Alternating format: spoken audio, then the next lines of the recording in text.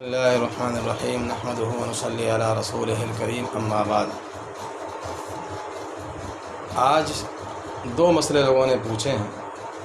ایک یہ ہے کہ کوئی شخص اگر امام سے پہلے رکوع کر لیتا ہے یا سجدہ کر لیتا ہے تو اس کی نماز ہوگی یا نہیں ہوگی، یا دوسرا مسئلہ پوچھا ہے کہ اگر کوئی شخص جو ہے نا امام سے پہلے سلام پھیر دیتا ہے۔ دونوں کا تعلق امام کی اقتداء سے ہے، امام کی متابعت سے ہے۔ تو اس بات کو سمجھنا چاہیے کہ امام کی متابعت، امام کی اتباع کرنا یہ واجب کے درجے میں ہے۔ امام کے متابعت کا مطلب ہے کہ جس کام کو بھی انجام دیا جائے وہ امام کے پیچھے پیچھے انجام دیا جائے۔ چنانچہ احادیث کے اندر آتا ہے کہ اذا کبر الامام فکبروا واذا رکع فرکعوا واذا سجد فاسجدوا، یعنی جب امام تکبیر کہے تو تم تکبیر کرو، جب امام رکوع کرے تو تم رکوع کرو، جب امام سجدہ کرے تو پھر تم سجدہ کرو۔ لہذا کوئی شخص اگر تکبیر تحریمہ امام کی تکبیر تحریمہ سے پہلے کہہ دیتا ہے، جو پہلی جو تکبیر ہوتی ہے اللہ اکبر کہہ کر جو ہم نماز میں داخل ہوتے ہیں، امام کے اللہ اکبر کہنے سے پہلے کسی نے اپنی تکبیر کو مکمل کر لیا تو اس کی نماز نہیں ہوگی۔ اسی طریقے سے کوئی اگر رکوع کر لیتا ہے امام کے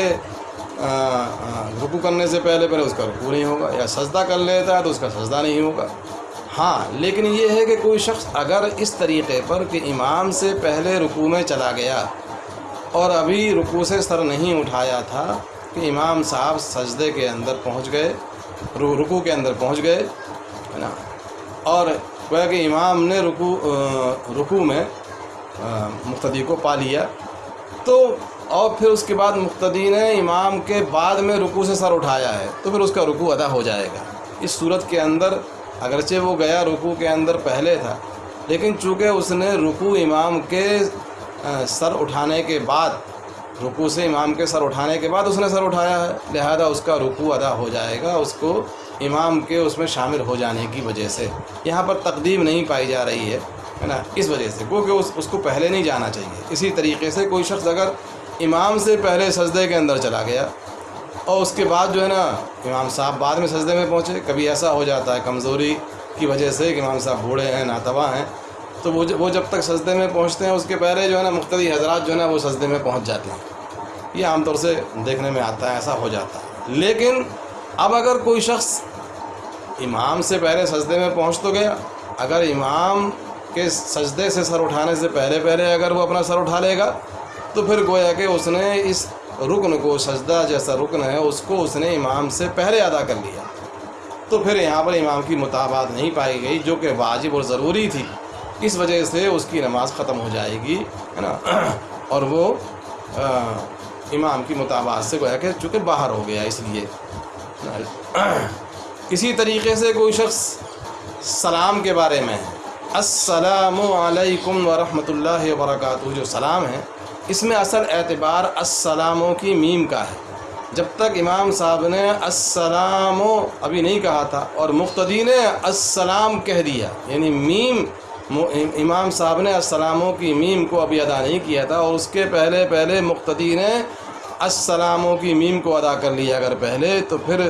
مقتدی کی نماز نہیں ہوگی اگر اس نے جان بوجھ کر ایسا کیا ہے تو، عمدن ایسا کیا ہے۔ لیکن اگر کبھی ایسا دھوکے سے ہو گیا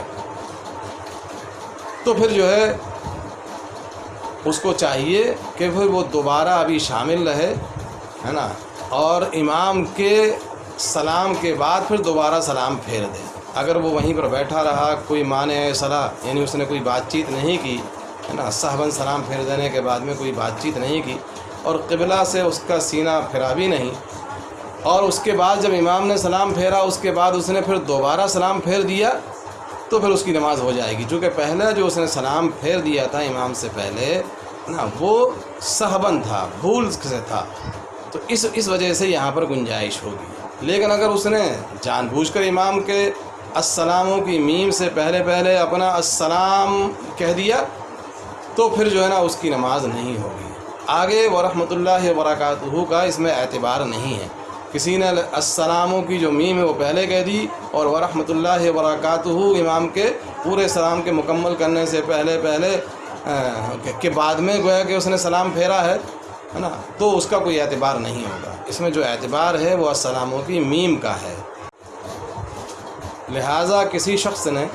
اگر امام کے کسی بھی رکن کو ہے نا ادا کرنے سے پہلے اس رکن کو ادا کر لیا تو پھر اس کی نماز نہیں ہوگی۔ ہم کو اس بارے میں بہت زیادہ ساودھان رہنا چاہیے، بہت زیادہ چوکنا رہنا چاہیے، ہے نا، ورنہ پھر نماز فاسد ہو جائے گی۔ واللہ اعلم بالصواب۔